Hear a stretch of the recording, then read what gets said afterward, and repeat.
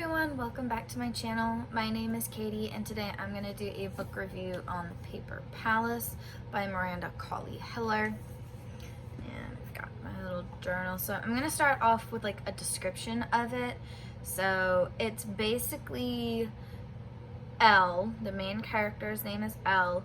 She is looking back on her life, a little bit of her mother's life, in a span of 24 hours while she's at her family's cottage on vacation with her husband, her mother, and her children.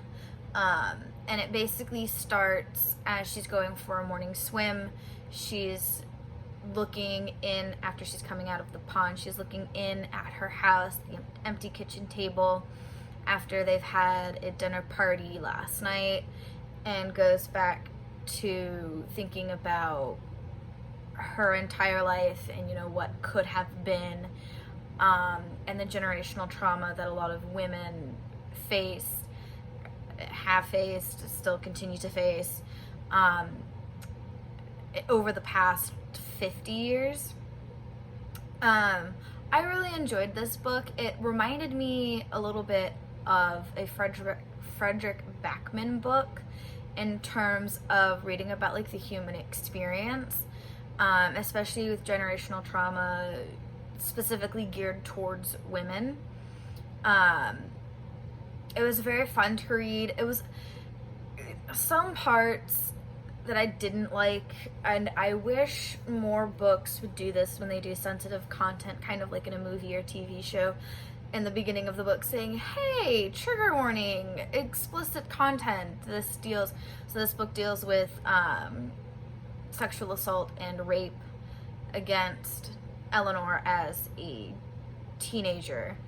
And it does go in detail about it, which I did not that I didn't like per se. It was done well. It was not done in a crude manner at all. It was done very respectfully, which obviously you would need to do when talking about something this sensitive.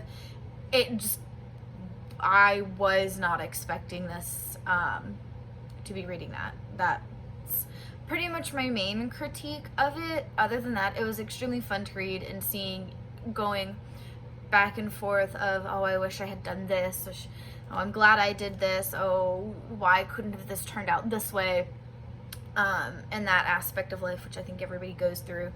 And just the human experience of being a woman.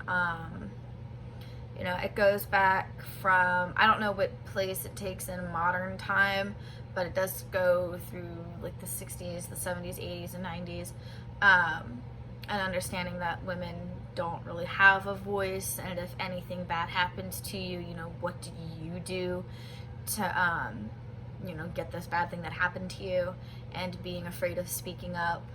I think it was extremely well written. It was very fun to read. Again, like I said, some parts were definitely hard to digest a little bit. Definitely wish there was a trigger warning in the beginning of the book, which would be very helpful. But yeah, I gave it a 3 out of 5 on Goodreads, and I give it a 3 out of 5 now. I would definitely read it again, but probably not anytime soon, since I just finished it yesterday.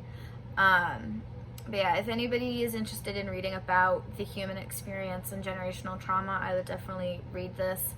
I would not recommend it for people who their trigger is sexual assault and rape, or at least tread lightly on it.